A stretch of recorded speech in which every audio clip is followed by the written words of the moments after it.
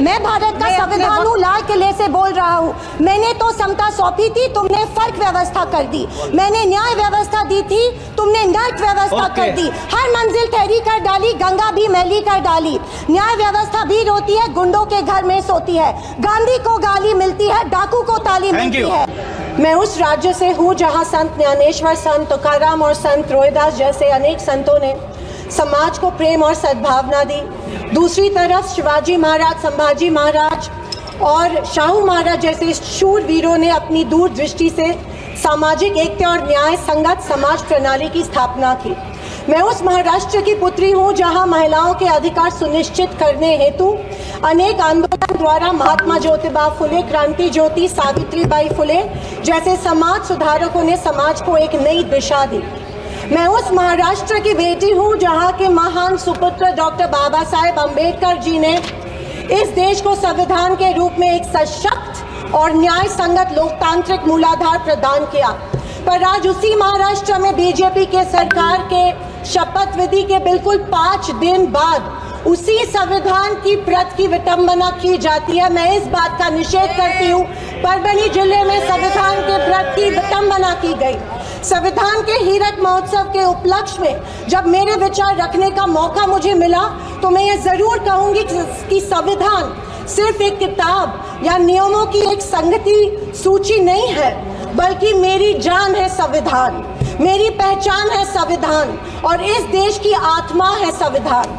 दूसरी तरफ आजादी के 50 साल बाद तक अपने तिरंगे को और संविधान को न मानने वाले सत्ता पक्ष के लोग इस देश की उसी आत्मा को कमजोर और खोखला करने की साजिश कर रहे हैं। इसी शुरुआत उसी दिन हो गई जिस दिन धर्मनिरपेक्षता, सेक्युलरिज्म जो संविधान का एक मूलभूत आधार स्तंभ है, उसी को लेके एक गाली या एक कलंक में रूपांतरित करने का प्रयत्न सत्ताधारियों द्वारा होने लगा है।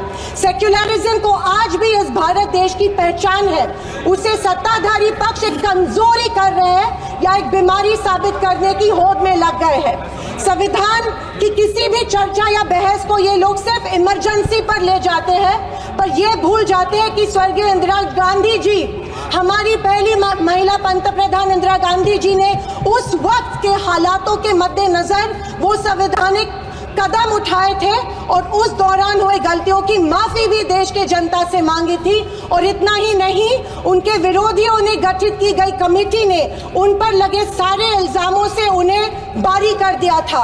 मैं आज इस सदन में पूछना चाहती हूँ मोदी सरकार से, सॉरी 400 पार का नारा फेल होने के बाद एनडीए सरकार से पूछना चाहती हूँ, आप मणिपुर पर देश की जनता से माफी कब मांगोगे? आप किसान आंदोलन में शहीद हुए 700 से अधिक किसानों के परिवारों की माफी कब मांगोगे?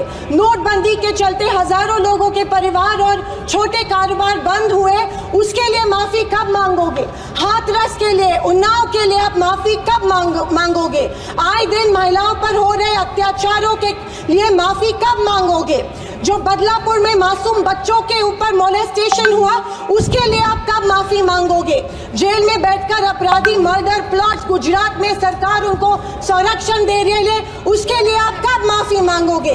खैर, ये इनकी हिस्ट्री रही है या इनके डीएनए में है कि माफी सिर्फ खुद को बचाने के लिए अथॉरिटी में बैठे लोगों से मांगते हैं, आम जनता से ये माफी नहीं मांगते हैं। सत्ताधारी पक्ष के संविधान पर दिए गए भाषण सुनकर हंसी आ रही थी और अचरज भी हो रहा था, क्योंकि जो लोग इस देश में संविधान स्थापित होने के बाद हर पल संविधान को कोसते रहते हैं और हमेशा इस संविधान के विरोधी रहे हैं, उन्हीं को आज संविधान के गुणगान करते देख मन में प्रसन्नता हो रही है और संविधान के प्रति मेरी निष्ठा द्विगुणित हो रही है, क्योंकि ये एहसास हो रहा था कितने ही झूठ के पहाड़ बना लो, सच के आगे आखिर झुकना ही पड़ता है। आरएसएस ने तिरंगा को माना नहीं था। उन्होंने कहा था कि 3 अंक अशुभ होता है, तो क्या ब्रह्मा विष्णु महेश अशुभ है? जो हम 3 रेखाएं माथे पे लिखते हैं वो अशुभ है? क्या त्रिशूल अशुभ है? ये मैं इन्हें पूछना चाहती हूँ। वर्ष 1993 में आरएसएस ने अपने श्वेत पत्र में संविधान को कचरे का ढेर करार दिया था। क्या ये तिरंगे के खिलाफ नहीं है? तत्कालीन आरएसएस प्रमुख ने उस टाइम संविधान को बदलने की मांग की थी। धन्यवाद। आरएसएस महिलाओं को हमेशा पुरुषों से कमजोर समझती है। आरएसएस हमेशा महिलाओं को पुरुषों से कमजोर समझती है।